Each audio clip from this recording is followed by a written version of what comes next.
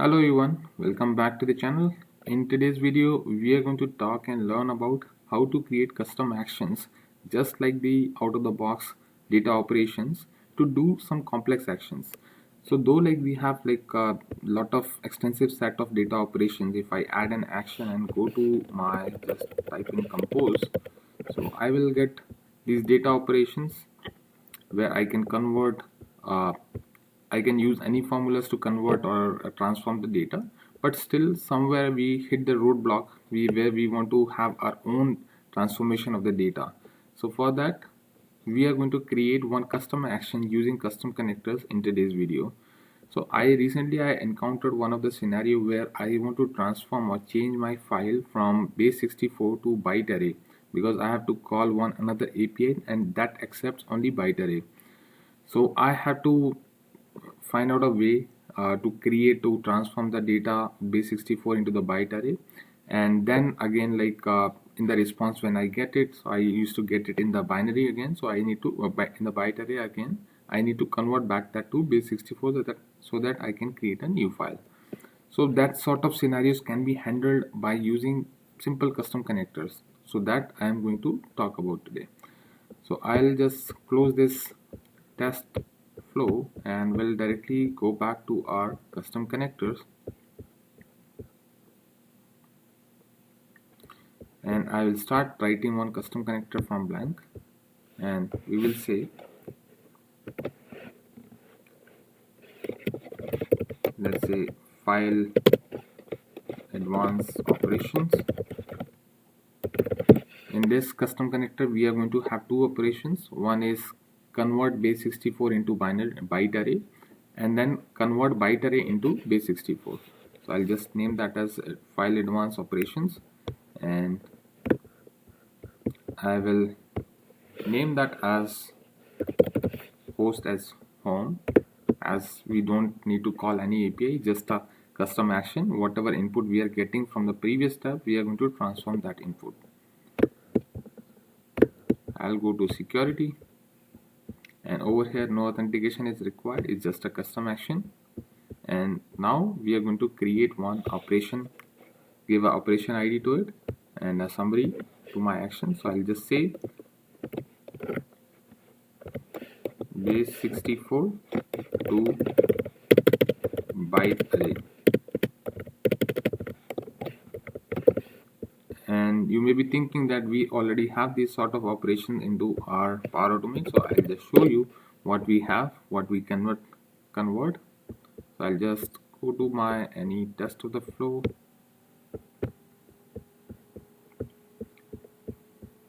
and over here if I just add one action as compose,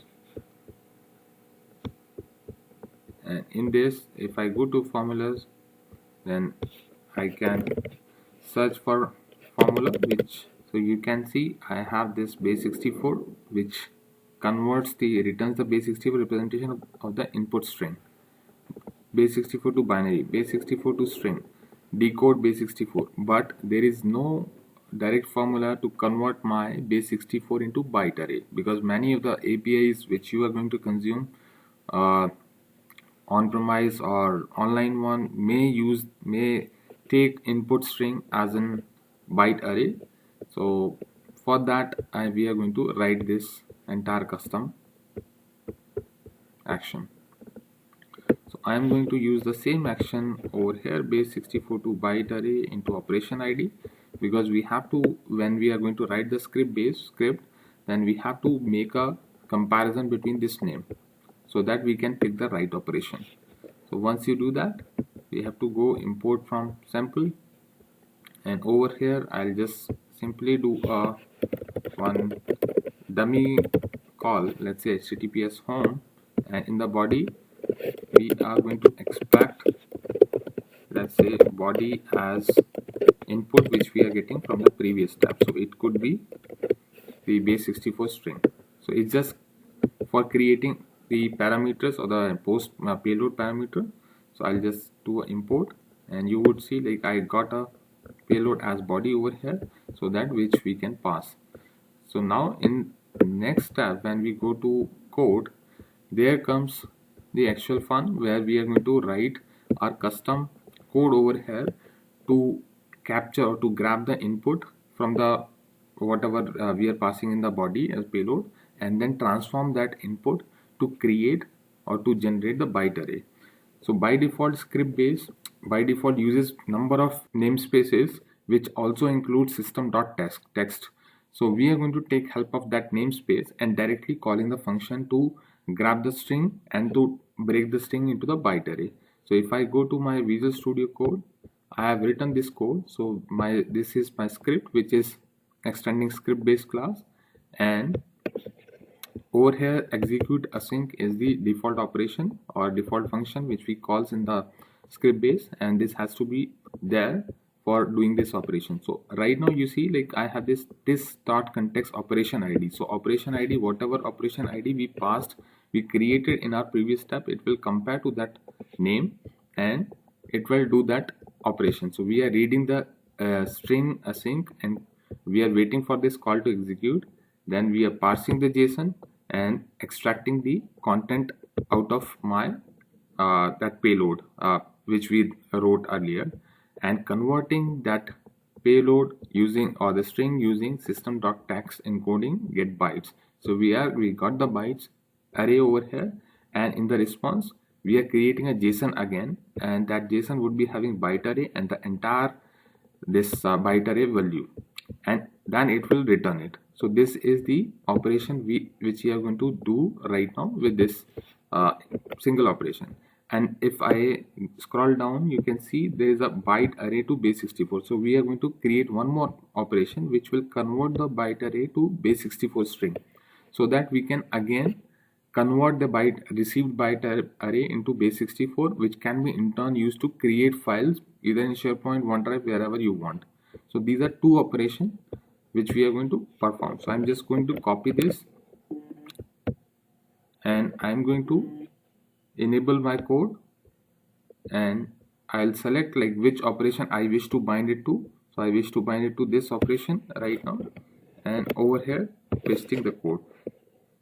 So currently you look at my this first part, which is base 64 to byte array. So I need to rename or change the string so that it can match to this operation ID.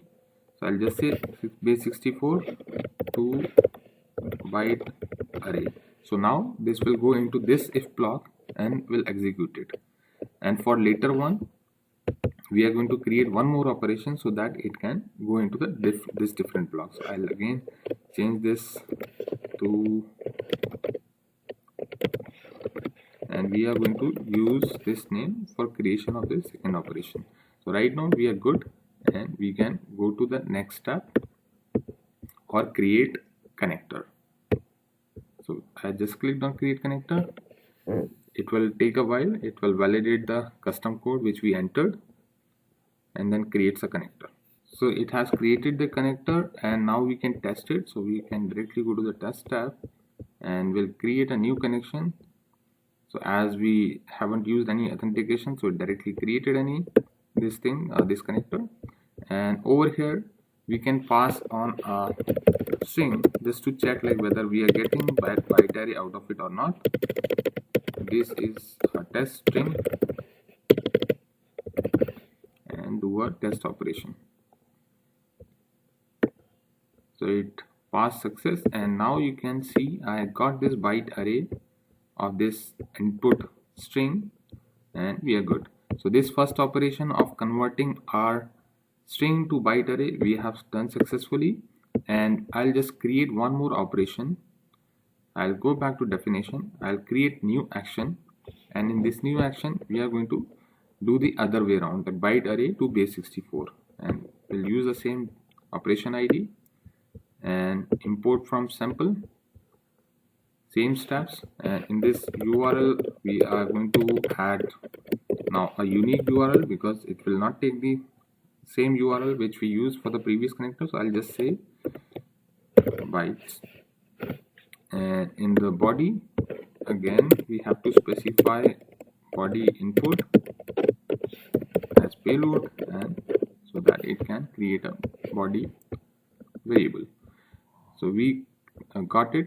And in the next step, we will update our connector. Now the code is already there, we just need to update our connector so that this operation id can be bind with the code, with the second set of operation which we are doing over here. So what it will do, it will take the base 64 string, it will take the byte array, and in the byte array it will construct that byte array in the required form, and then it will parse that to a base 64 string.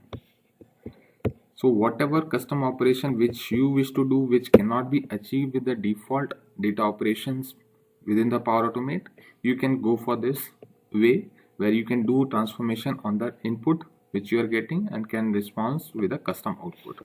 So connector is updated. Now we can directly go for test, and in the test I will, first of all we will execute this one.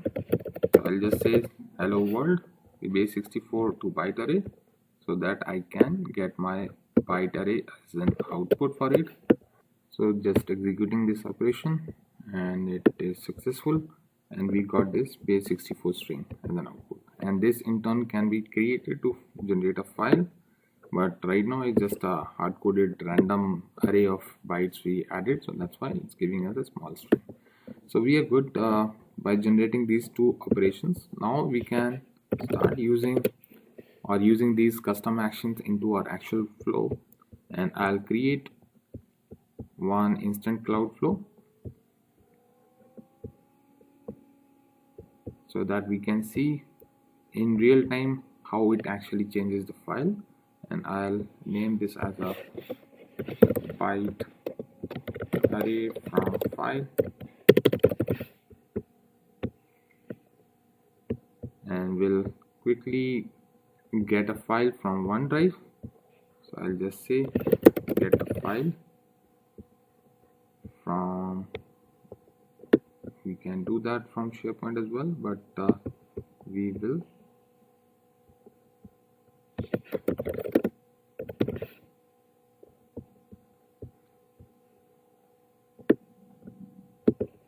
just, okay, so this get file content, and I'll specify the file from root or one of the folder where I can see my any one doc file. So I'll just scroll down, if there is any docx file, okay, so I'll use this one.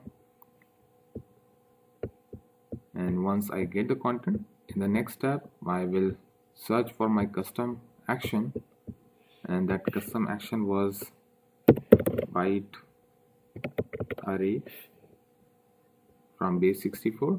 So this was the custom action which we are going to use.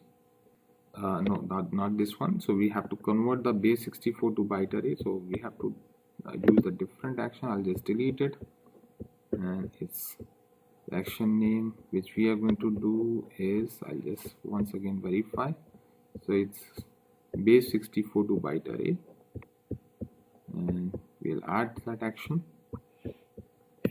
base 64 to byte.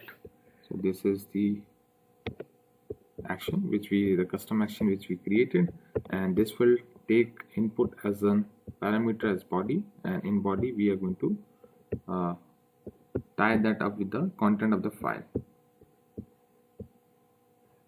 and we'll do that as a dynamic get file content. So this will give us a content and content type, both the attributes of the file, but we are interested into the content only. So I have to write one formula. So I need to actually write this. I need to get the body out of my this previous action, and I need to get the content out of it.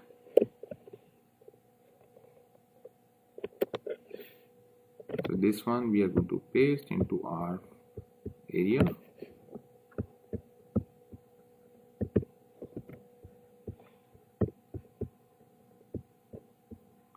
and we'll remove the earlier one.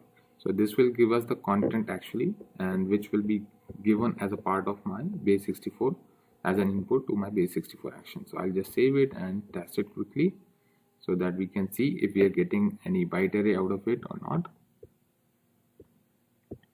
over here it ran successfully, and if I scroll down, I could see like in the response body I have this JSON which is byte array and this entire big array of bytes.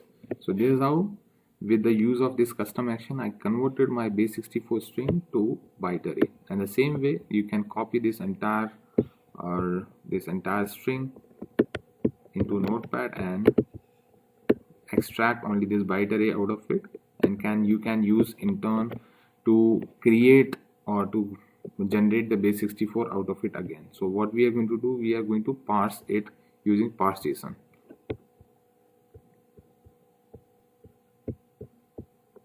I'll edit it and one more action as parse JSON.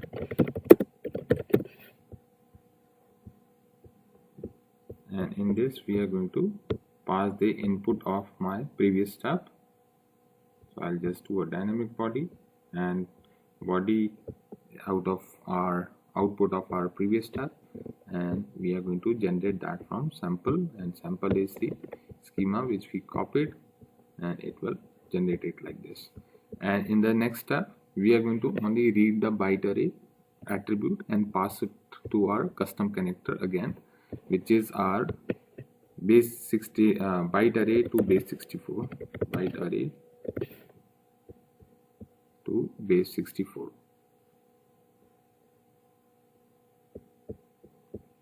And over here we are going to pass that to the body, and in body we are going to use again the output of my previous step, that is parse JSON, where I get the byte array out of it.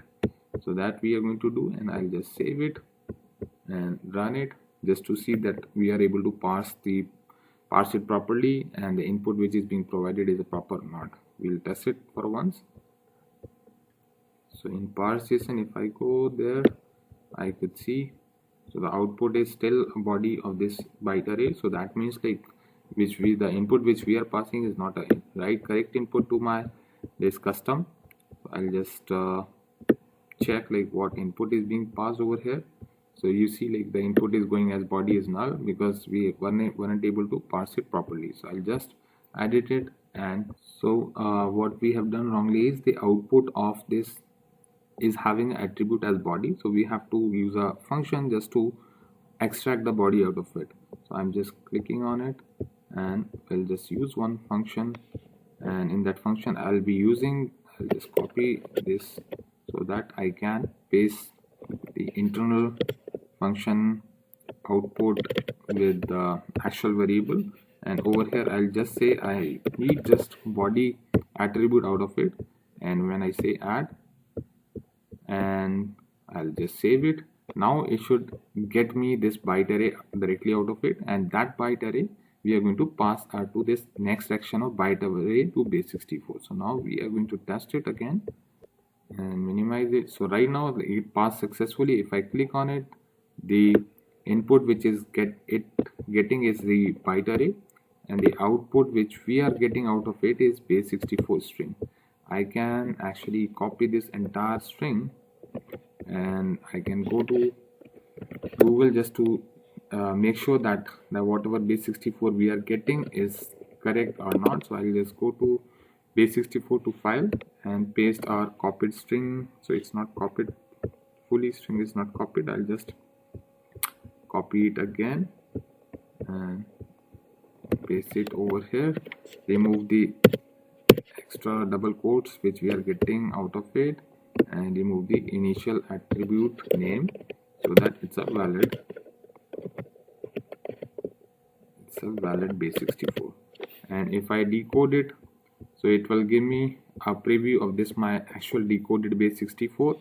And if I just copy this actual decoded base64 and do a base64 to file, not this one, or I can actually download this text and then copy the entire text. I'll just copy this text file which is actually a decoded base64, and now if I paste this in tool and do a decode to file, it actually decoded that to application docx. And if I open this document This is the same document which actually I started from OneDrive. I actually converted that as base64 and then byte array and then again to base64. So that means like we are keeping our file format intact. It's not corrupted, it's actually there, and in turn can be created using any file or create any file into SharePoint or OneDrive. So this is the scenario which I encountered while like working with the default functions of Power Automate, but which was not suffice for me because I need to have the base 60 byte array so that I can call an external API and then get the data back again. So there are many other scenarios where you may need to write this custom action with a code and writing a custom script base to do some complex transformations rather than depending on that just data operations given by Power Automate. So that is it for today's video, and if you have any questions then do drop your comments and do like and subscribe. Thank you.